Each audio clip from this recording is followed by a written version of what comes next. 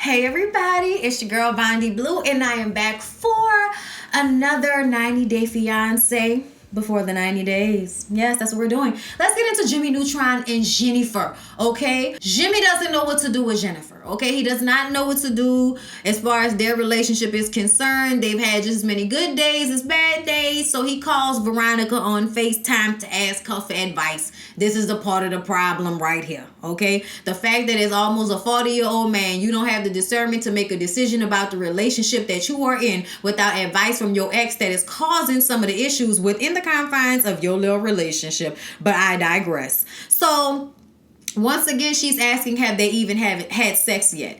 And I'm starting to wonder if Jimmy Neutron has something different down there than what we're expecting. Because why do we keep discussing this if this has not been an issue for women in the past? What's happening here? Can we really have a real conversation about whatever is going on in Jimmy Neutron's pants that he can't rise to the occasion? And if Veronica is bringing it up, she knows that he can't rise to the occasion in previous situations. So what is happening here? Like, I really would like to understand it. Veronica is worried that Jimmy Neutron is just trying to be with somebody because he's getting old and he's scared that he won't be able to find someone. So he just wants to settle, so he'll just be with any old body. I don't agree with that. I don't agree with settling. I agree with picking a person for the right reasons, but I do not agree with settling.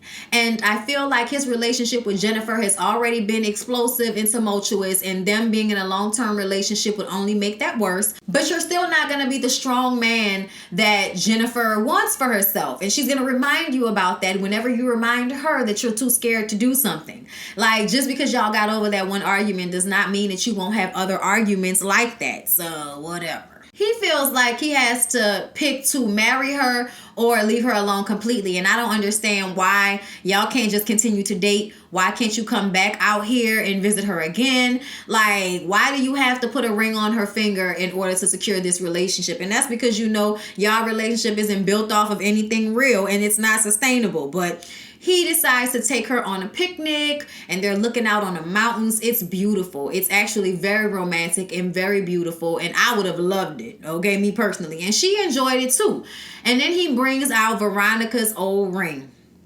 Yeah, that's right, y'all. The ring that he wanted to give Veronica back in the day. Now, Jimmy Neutron's supposed to have money, but this ring don't look like he got no money. Okay, when I saw Ben's ring, that ring was the ring I was expecting for him to pull out and give to Akini. But oh no, he had to give her this little baby diamond that he bought for Veronica back in the day, and then spins it to her like it's a promise ring. Jennifer ain't never even heard of a promise ring. She knows nothing of these matters, but she agrees to it after they have a conversation about whether he's gay or not. She was like, are you like gay? Because you don't want to have sex with me. And she's used to men wanting to have sex with her. He says, no, he's not gay. He's not gay. It's just that the time hasn't been right. And the one time that it was right, he froze up. But why?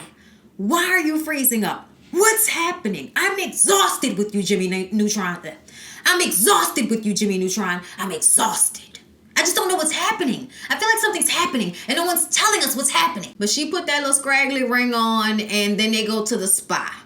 So instead of getting the D that night, without the D, without the D, without the D, without the D, without the D, without the D, without the D, she went without the D. Okay? But she had a spa day and they got facials. And she's like, you're like my boyfriend and my girlfriend. More shade. More shade. Okay, I'm cool with the spa day. I'd have been fine with that. Thank you. Thank you. But I was going to need a massage in the room by myself. We don't need to do everything together. I don't need to hold your hand while I'm getting the facial. But that's just me. Okay, after all of this here. But he tells her in the jacuzzi, when she asked what he got the ring from, that Veronica gave it to him to give to her because it's the ring that he gave Veronica a long time ago. She said, so you gave me another woman's trash. I said, not trash. Not trash. She completely broke this man's feelings right quick. It's another woman's trash. Took the ring off, put it on the side of the jacuzzi, and was mad, okay? Was over him, was upset. And I totally understood why. No woman wants to have a ring that you intended to give to another woman. unless it's a family heirloom. But nobody like wants to get a ring that you specifically bought for another woman, handed to them like, oh, here you go, because it's not something that you bought for her. It's something that you're giving her because it's convenient for you, which is kind of how y'all relationship is. It's convenient for you to go ahead and try to marry or be with her instead of trying to find someone that is actually into you or that you're into. But whatever. I think that something is amiss, something is going on, something is not being told. I don't know what it is, but the situation with Jimmy Neutron and Jennifer rubs me wrong, and I don't like it. But they decide to just, keep this on a dating level. He says that he just wants to be smart. He doesn't want to jump into an engagement or a marriage, but he wants her to know that he loves her and he's serious about their relationship. But she don't want him after she found out about that ring. Y'all, I don't know what's going to happen. I know she was trying to see how much money she could get out of him before it was time for him to go back home. Spy days, tattoos, clothes from Forever 21, whatever else she was going to be able to get out of him, she was going to do it. But now she mad because you done gave her a used ring. So, y'all, Darcy and John. Yeah, I know John think that he was saucing down on this episode. But y'all, I don't know what Backstreet Boys video he thought he was in, but I don't want it that way. I don't. John, whatever his name is, John looked a hot ass mess. Okay, they went salsa dancing with his sister and his sister's old man. And that sister was moving. I was surprised. That sister know how to salsa. But apparently it is salsa culture to dance with several different people. It is. If you've ever seen Dance With Me that came out back in the day with Vanessa Williams, you'll know that it's exactly how they dance in these clubs. But sometimes people don't participate in that, and sometimes they do. But it doesn't necessarily mean that you're about to get the girl phone number or go have sex with her in the bathroom in the back or something like that. But y'all know Darcy is insecure. So when she tries to dance with him and she doesn't know how to dance and he doesn't have the patience to teach her, he wants to have a good time. So he's trying to dance with all the girls who know how to dance. All right. So Darcy is just standing by the bar looking stupid and asking, is that okay? Like, that's not cool. You can't ask me. You're just having all these women coming up to him dancing. And eventually Darcy and his sister go outside to talk. And the sister is trying to get her to understand that you are being jealous. This is the culture of the dance, of salsa, of the Latin dance. This is the culture. He's not about to, get with anybody in front of you like that. And I kind of feel like it's still disrespectful. Like, in the setting, she's not comfortable. So leaving her to dance with all of these other people instead of taking the time and the patience to teach her and help her move her hips or whatever, putting your attention on another woman in that moment, I still feel like that wasn't the way to handle that. And I also feel like she had every right to feel neglected. But she goes so far. She cries and all of that. And I just would have been trying to have a good time. But I know how to salsa and she don't. So I would have been trying to learn. I'd have been having one of them other men in there teach me how to dance. Since you can't teach me how to dance, one of y'all teach me how to dance. And I bet you they would have tried, girl. They would have gave me all of the hip motion they could. But I damn sure wouldn't have been standing on the sidelines crying with tears coming out my eyes over old boy over there who ain't even got his step right but think he do. Child, John need to go on Tom, whatever his name is, Tom, whatever his name Tom, right? I don't like Tom. I'm sorry, y'all. I'm thinking about Love After Lockup. There's a John over there. I don't know why I wrote that in my notes. But Tom, y'all, I don't like him. And I like the sister. I didn't think I was going to like her. But she actually likes Darcy. And she tells Darcy that he would not have introduced them if he were not serious. And it makes Darcy wonder if they're exclusive. So she tells her, you need to go in there and ask him. Instead of sitting out here crying about it, ask him. So they go back inside and the sister was like, ask him what you going to ask him. She pushed her. She ain't giving no space, no time. And, Darcy says, I just want to know if we're exclusive. And he was like, is this an American thing? That you feel like because I was dancing with the other women that we're not exclusive, we're exclusive, Darcy. And I'm like, okay, Tom, sure. I don't trust him. She rubs me wrong. Like, it's just, okay. I'm just not invested. I'm not invested. And I feel like he's a jerk. And I feel like he's trying so hard not to let the jerk come all the way out, but I feel like I still see it because he plays on her insecurities because he knows how insecure she is. You knew that disregarding her feelings and dancing with those women was going to hurt her, but what did you do? You didn't care. You continued to do what you wanted to do, and I feel like that's only a reflection of what the rest of y'all relationship would be like. He a free spirit. Yeah, all that. So now Darce is hoping for a proposal. Oh, Darce, you're so unrealistic. So unrealistic. So, y'all, we get to Ben and Akini. And Ben is having some doubts about Akini. And when he expresses it to her, she's like, why? Why? And it's like, oh my God. Like when a 25-year-old reminds you how young that really is when they start whining about stuff. You're scaring me. Why? Like, girl, cut it out. So he says, you want honesty, right? And the honesty about it is that you already said you don't know how you're going to feel about being a stepmom. I have to consider my son, which I appreciate about Ben because most of these people on these shows don't. And I didn't say it last episode, y'all, but I always feel like all these people disappoint when they don't do the research. Because I was able to Google marriage in Kenya and within a few clicks was able to find about the dowry and all of that and what's expected traditionally and how once the dowry is paid traditionally, that is the legal requirement as far as marriage is concerned for them. So I was able to find that online quick. So I don't know what the hell wrong with Ben and why he couldn't find out most of these things. But I also feel like it's a problem that Akini was, spoon or bird feeding him, whatever, but just giving him little information at a time instead of telling him from the gate what it was. And I think it's because she's scared he wouldn't want to deal with all of that because it's a lot. You want people to cook, buy food, and come over there and discuss how many thousands of dollars I'm going to give your old disrespectful ass daddy.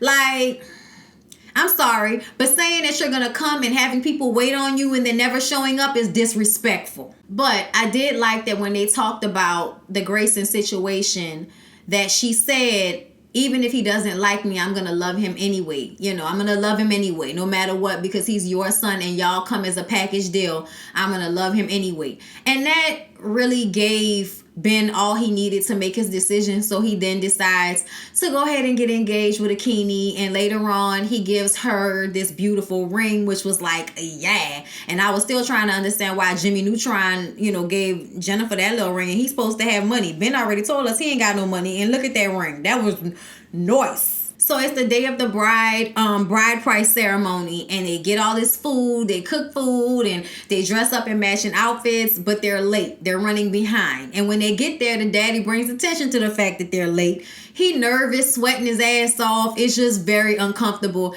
And he presents the things he's brought to them. And they basically say that, that's usually what we do at a funeral. We don't really, bring food and all of this for the wedding situation. But I don't know if it was ever discussed what the dowry would be. But the daddy just calls for Akini to come in, and he's not supposed to see Akini during this portion. So it's very weird. I don't know what's going on.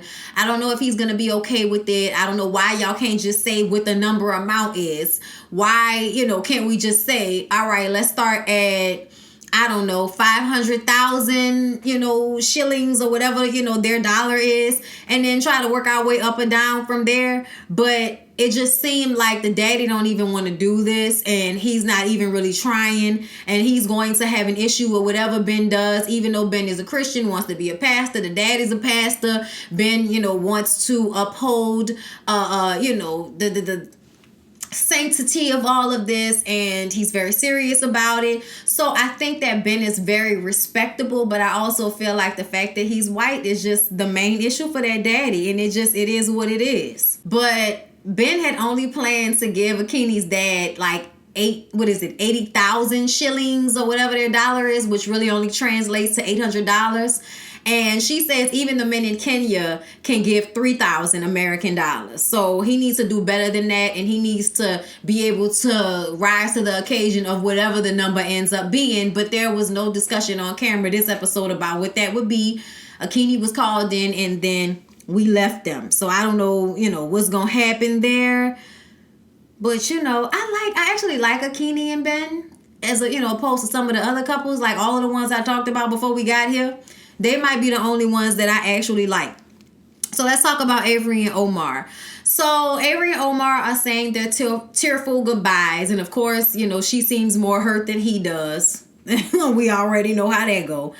But she gets home, and her mom Terry and her dad picks her up from the airport. I was like, you got a dad, Avery? Don't it feel like Avery seemed like the child of a single mother? Whatever. I don't have time because I must have missed a lot of the backstory on Avery's family life. But either way, the daddy sat in the back seat. That was another thing that I was like, what's happening here? I don't know. Like, the dynamics of their relationship is just weird because the dad seemed to not even be a factor, and as much as the mom was, and I just don't know what's happening here. But either way, they pick her up, and Terry says that she's going to do everything in her power to keep Avery from going to Syria. And in the car, I feel like Avery is such a smart ass because she told her job that she was moving to Syria before she told her mom. And her mom was like, really? You did that? And she was like, well, yeah, you flipped out. I knew my job wasn't going to flip out. And her dad in the backseat, like, but you're also not your job's child. So then there's that. Because she was like, my job wouldn't cry and run out. And it's like, I just didn't like the way she tried to shame or belittle her mom for having emotion. You have no idea what you're putting yourself into. You've never even been to Syria. And the fact that you are so ignorant, it seems, of what is actually going on over there is just obnoxious. It's really obnoxious because she acts like there's nothing to worry about, but then she's praying for Omar's safety when she's leaving him. And I mean, we pray for our men's safety anyway, because you just never know what can happen. But I still feel like that was more so about him being in a war-torn country than anything. And now you want to move there to be with him. And I do agree with Terry not wanting her daughter to do that. But I also feel like Terry at one point is going to have to let Avery make the mistakes that she so desperately wants to make, including marrying a man that's going to control her to the point that she probably not going to want to deal with that after a year or two of being married to him. And she's just stubborn. Terry brought up a very good point about how, what if Avery gets pregnant there? How is that going to work? You're going to get pregnant there? Are you going to have a baby in one of the hospitals that are filled with bomb victims? Like, I don't think it's a good situation either. And I totally understand why Terry feels the way she does. But like old girl said, she going to do whatever she want to do. Whatever. And y'all, then Rebecca and thick ass Ziad. Y'all, Ziad is thicker than a mug, bro. He look like he don't eat nothing but carbs. Anyway, they go ATV riding, and he's underestimating, how good he is at this. Then he gets stuck, but they have a good time. They laugh. They sit down. They snuggle. They cuddle. And then she has to tell him, finally has to tell him about how she's still married. And it really seemed like he didn't understand what she was saying until she said, I'm still legally married. He was so upset, I almost thought he was going to hit her. Like, he didn't show that. He kind of got up and walked off. But for some reason, the way he grabbed her head that last time made me think like it would have been a quick reflex to smack the shit out of her right now for telling him that she's still married. He's so upset, he doesn't even want to talk to her. He gets on the ATV and rides off into the sunset. Y'all, this is not going to happen. Rebecca, please stop being so delusional. It's not going to happen. Let it go. Let it go. Talking about, if this doesn't work out, if he doesn't talk to me, then, this is over. I'm never going to find another man like him. What you mean? What you mean? One that look like you from the back? Because he got, female hips and shit. Like, I'm not doing this with you, Rebecca. Like, you just so thirsty for a man. And it always has to be this specific type of man. But then you get mad when they end up being exactly what you think they are, which is chauvinistic and, old school in their thought process. But you want to be tattoos and titties out. Like, I just don't understand, Rebecca. I don't. Why do you keep picking men like this if you want to be able to, be a former, bisexual woman who had a relationship with a woman and still married to another man and tattoos and titties showing? Like, if you want to be this person, why do you continue to be in relationships with men whose cultures don't coincide with that? They don't. So I don't understand Rebecca, and it just feels like thirst and desperation all over her little cute self, and I think it's unnecessary. And I don't know who messed up homegirl's confidence, but she's too old to still be in this place. Angela and Michael. So y'all, Angela is feeling bad about the way she handled things with Michael's friends because she did not have to throw the drinks at them. She does, however, feel like she was right to feel how she felt about them being goofy and them being a bad influence on Michael because they don't want their friend to be with a old ass white woman. they wanted him to be with some young Nigerian woman like the rest of them. And I don't feel like the friends are like actively trying to get in between Angela and Michael, but it is a rather ridiculous situation that they are in. And I know Angela is all in her feelings and her emotions about them laughing at her being sick, but wasn't nobody laughing at you being sick. They laughing at Michael's dumbass. That's who they laughing at. And they laughing at you being all angry and overreacting and blowing up. You know, like, Angela works on my nerves. I know there's some of y'all that like her. I don't like her. And I'm talking about people on Twitter and on Pillow Talk. Like, the other cast members, they all seem to like Angela. I don't like Angela. I don't like Michael. I think Michael has been trying to scam Angela this whole time, and maybe he's getting to the point where he has realized that it's not worth it. They sit down with the friends, and she apologizes for throwing a drink, but not what she said. And they tell her that they don't want no smoke, they don't want to fight, they don't want no problems. But she starts crying, talking about how she feels like they kicked her while she was down. And, you know, you got him partying while she was sick and had pneumonia. And she realizes that she was really just mad at Michael, and she was putting all of that out on his friends. So there is some reconciliation there, but I felt like throughout the conversation, they were still trying to blame the friends more than Angela. And I feel like Angela is an asshole.